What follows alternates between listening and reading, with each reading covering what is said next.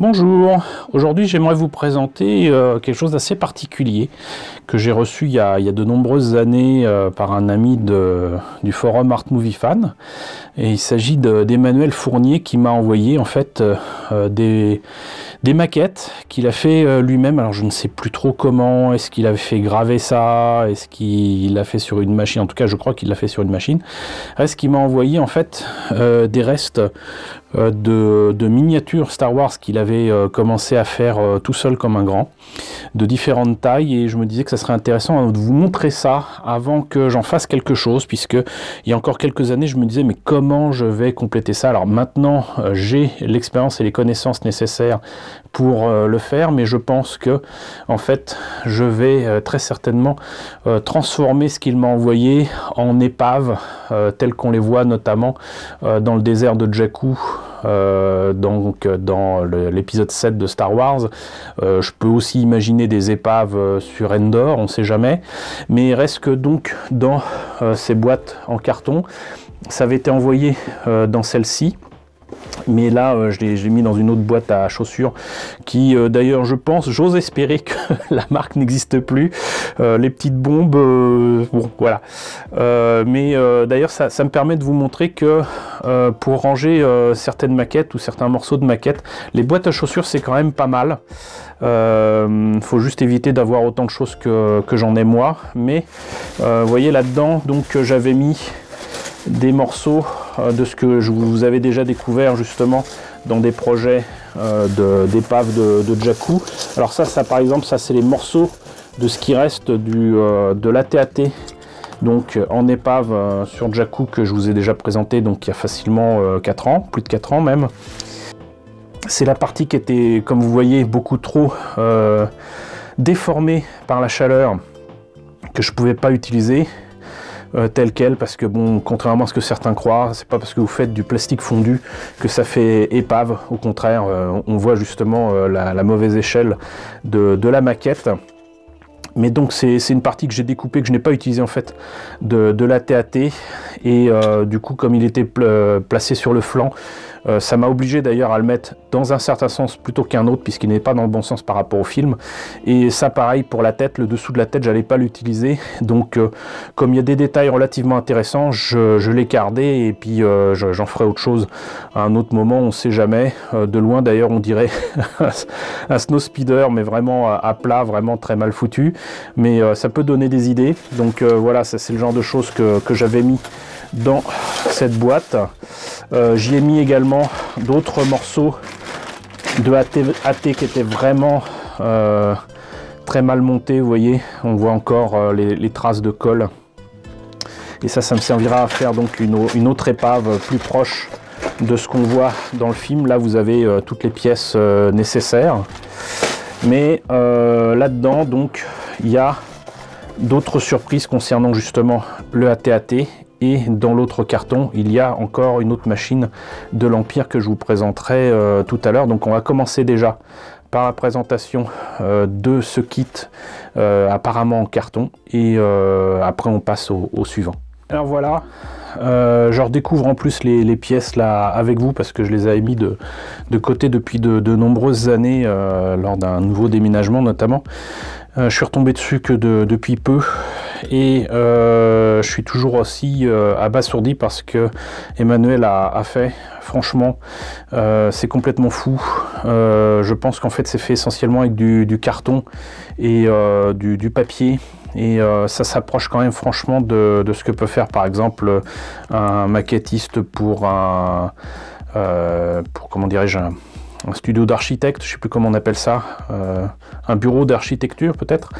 Quoi qu'il en soit, donc j'ai tout un tas de trucs ronds comme ça. Alors je sais absolument pas si c'est pour renforcer les pieds ou quoi. D'ailleurs je redécouvre des pièces ici, là encore, voilà. Et là on voit que en fait le but était très clairement d'entièrement articuler le modèle exactement comme le modèle de tournage qui a été réalisé par l'équipe d'ILM, et notamment un certain Phil Tippett qui a animé tout cela avec brio. Et là vous voyez donc en fait c'est fait pour aller là-dedans, Et là vous avez ce truc là qui très certainement fait en sorte de tourner quand il marche. Parce que si vous regardez bien, en fait les AT-AT, ils ont poussé le vis à montrer les pistons ici bouger. C'est-à-dire que quand ce truc là est abaissé, donc le piston est complètement levé, et quand il va de ce côté là, et ben le piston va être relevé par là. Donc voilà, observez bien, même ces trucs là sont articulés, sont animés. Là vous avez ces trucs là qui manquent sérieusement de détails dans toutes les maquettes plastiques qui ont été faites de l'AT-AT à part celui de Bandai. Et puisqu'on parle de maquettes et de comparaison, faut quand même bien montrer aussi ce que ça donne en termes d'échelle. Voilà, ça c'est la maquette de MPC, la vieille maquette de 1980, vous voyez, et voilà ce que ça donne à côté de ces pièces là. Donc c'est 2 fois plus grand. Donc si ça c'est du 1,144 on va dire, et ben logiquement ça doit s'approcher du 1,72. Et pareil ici, là vous voyez, vous avez que des morceaux de comment dirais-je, le ventre de la bête, hein. Et si on compare avec ça, qui est l'autre partie, bah vous voyez que c'est quand même nettement plus grand. Voilà, on va peut-être prendre la bonne pièce. Hop. Voilà. Donc déjà de toute façon en termes de proportion c'est certainement bien supérieur. Et pareil ici pour les pieds. Et là il y avait donc les trucs en carton pour renforcer tout ça. Là c'est clairement du papier. Et là on peut comparer avec ça. Vous voyez, ça peut rien avoir.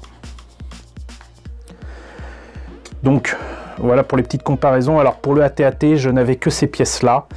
J'avais le souvenir d'avoir au moins la tête, mais visiblement ce n'est pas le cas. Mais c'est pas grave.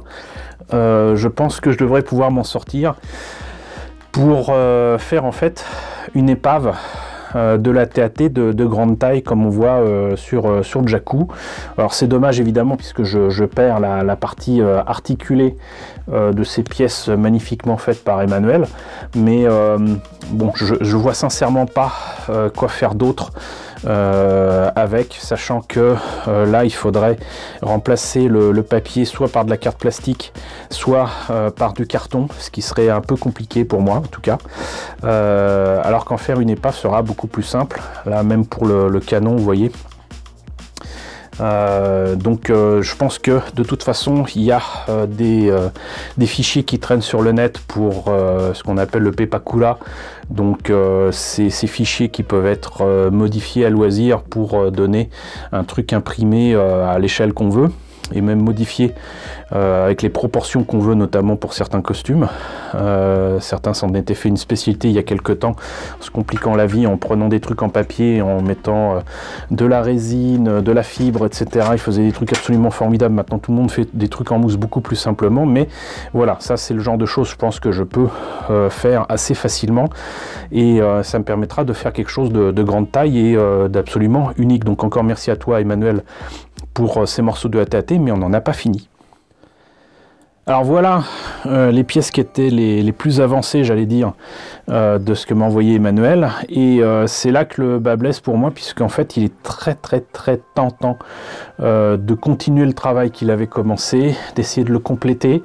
Le souci c'est que ça demanderait quand même vraiment beaucoup de boulot, et le temps me manque très sincèrement.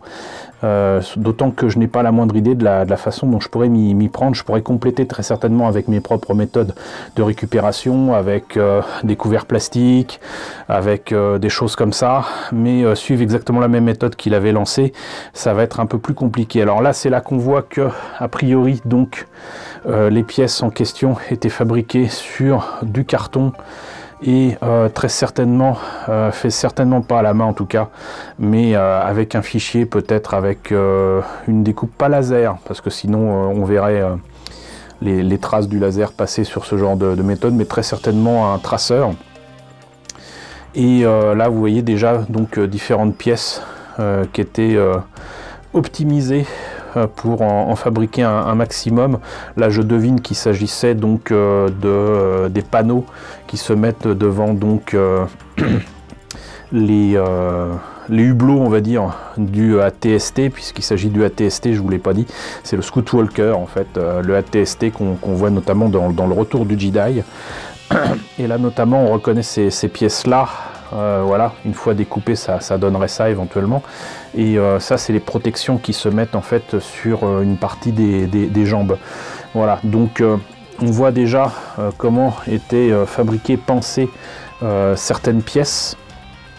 Et là vous voyez que donc là ça peut aller directement là-dessus, et c'est fou de se dire que ça a été pensé, découpé, fait par une personne qui donc a réalisé et pensé chacune de ces pièces, quoi. C'est complètement fou. Et même là vous voyez donc l'écoutille qui permet d'accéder au Scout Walker.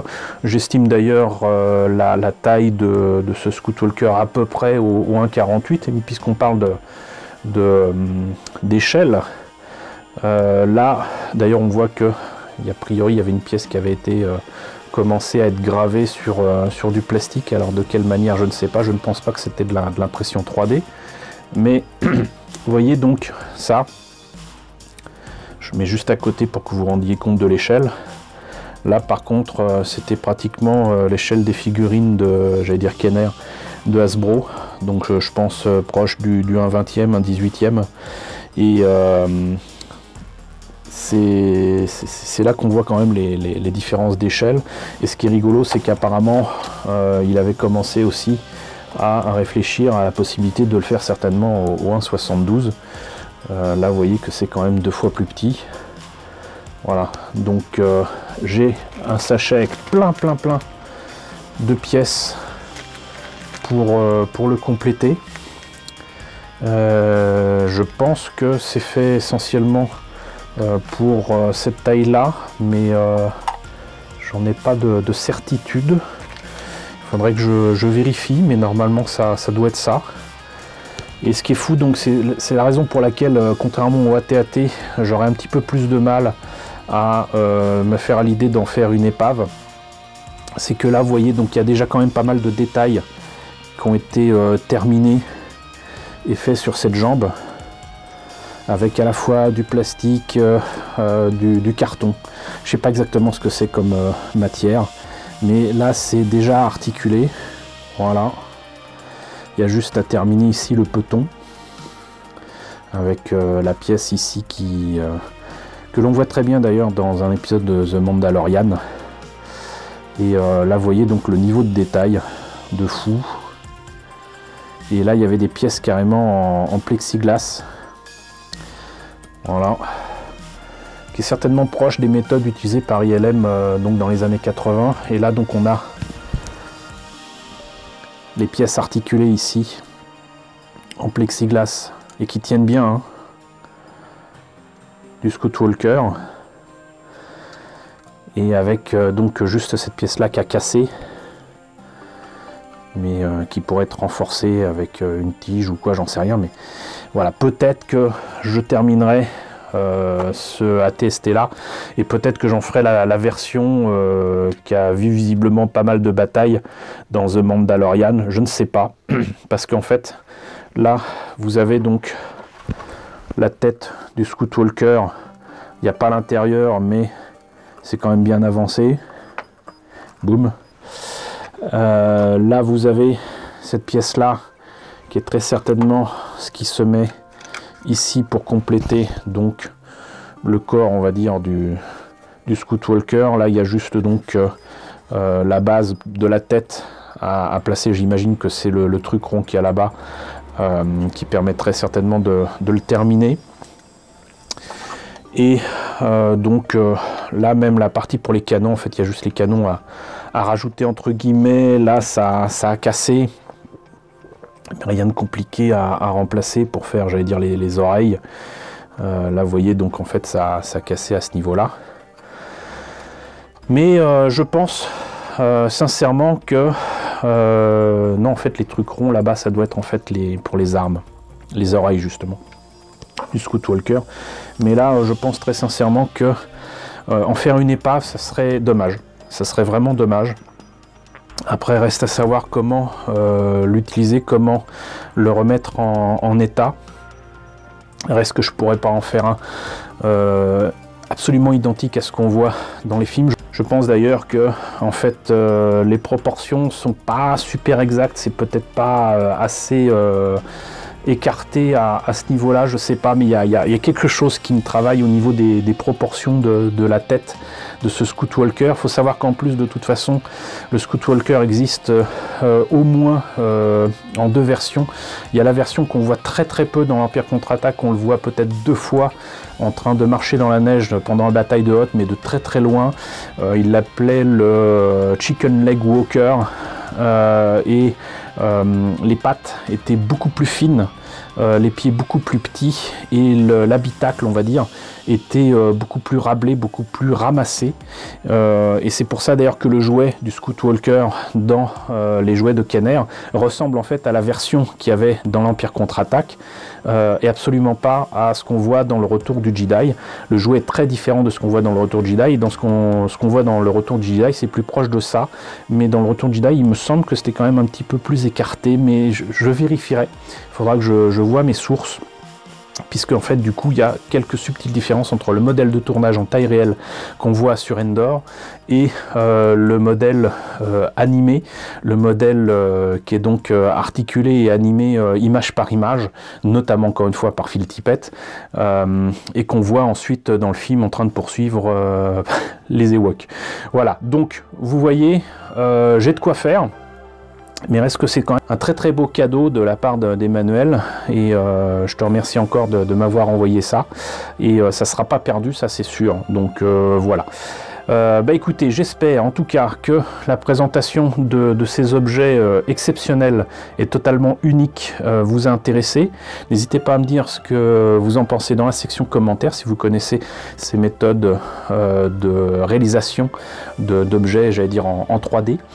Je pense que ça a été fait largement avant l'utilisation notamment d'imprimantes. Donc quoi qu'il en soit, dites-moi ce que vous en pensez. N'hésitez pas à liker, n'hésitez pas à partager, n'hésitez pas à vous abonner si ce n'est pas déjà le cas. Coucou aux nouveaux abonnés qui nous ont rejoints. Coucou aux grands anciens qui me suivent depuis bientôt 4 ans. Merci à tous de votre fidélité, merci à tous surtout de votre soutien sur Tipeee et sur Paypal. Je vous dis à très bientôt.